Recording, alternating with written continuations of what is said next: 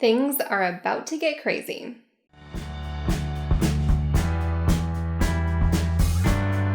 Hi guys, my name is Vivien Reis and I want to help you write, publish, and market your novel.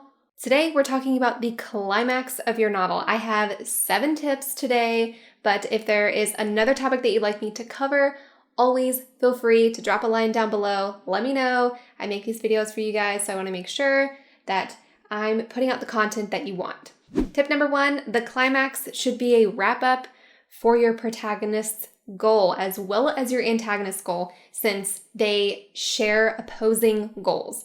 Have you ever read a book and you got to the ending and you thought, what the heck?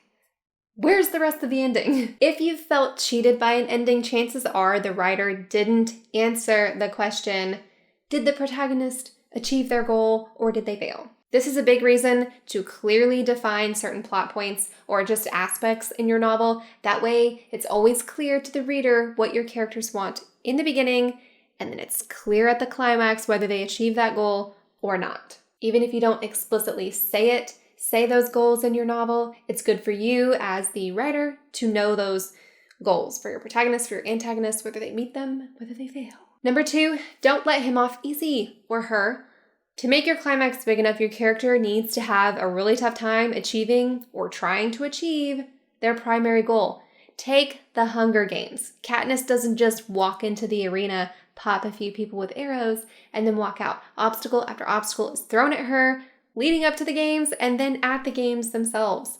Don't make it easy on your character. Number 3, your climax should be the biggest moment in your novel. This is where huge reveals usually take place, like when you find out one of the secondary characters is a traitor, or like in almost said something else. In Ender's Game, this is a spoiler alert here. Skip ahead 10 seconds if you don't want to know the ending here. Okay. When you find out everything isn't just a game. You have to keep this in mind when writing the rest of your novel so your reader doesn't become fatigued by what seems like 3 different climaxes in your story.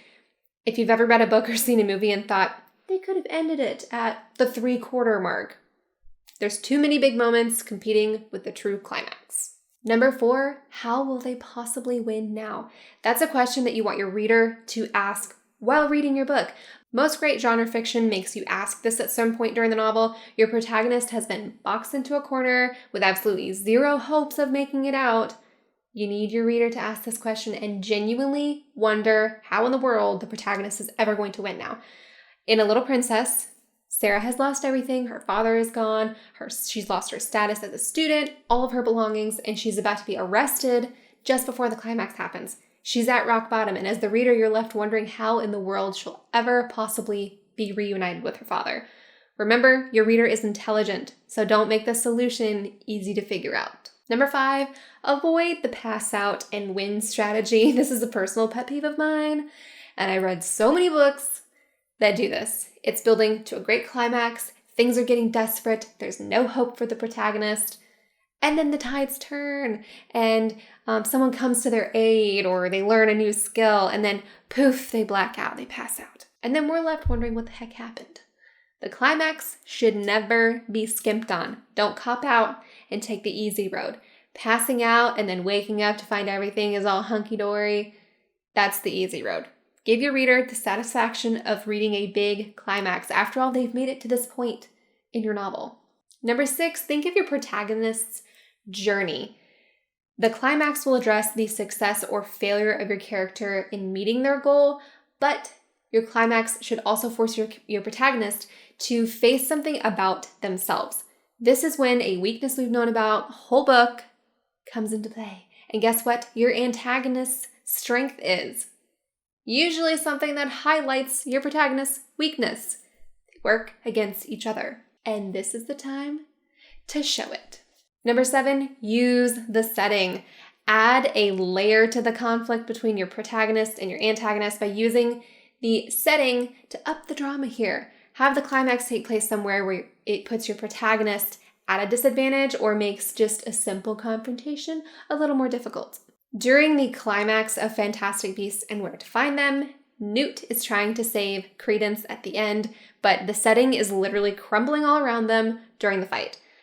Or one of my favorites, Aliens, where strangely there's another character named Newt. Ripley is on a mission to save Newt, and once again, the setting is crumbling all around them. There is a time crunch. Things are happening. It is getting really bright in here. Holy moly. Turn down the sun. Here comes the sun. Do-do-do-do. It also adds a nice element of there being like a time crunch at the end where your climax isn't gonna just hang out and just take forever. Hope that makes sense. All right, that is all I have for you today. I know this was a quick video. I hope this was super helpful. Consider checking out my course for writers or my Patreon page if you want extra content. Also, don't forget, I have a free book. I've had a few people recently tell me that they had no idea that I had published something else besides the Elysian Prophecy, or that it was free. So the link is down below. And it's a prequel, so you can read it before the Elysian Prophecy. Yeah, you don't have to buy my book to read it. Feel free to also drop a comment down below, like I said, if you have any questions or if you have any ideas for future videos. I do read all the comments, even if I don't always reply to them. Until next time, happy writing!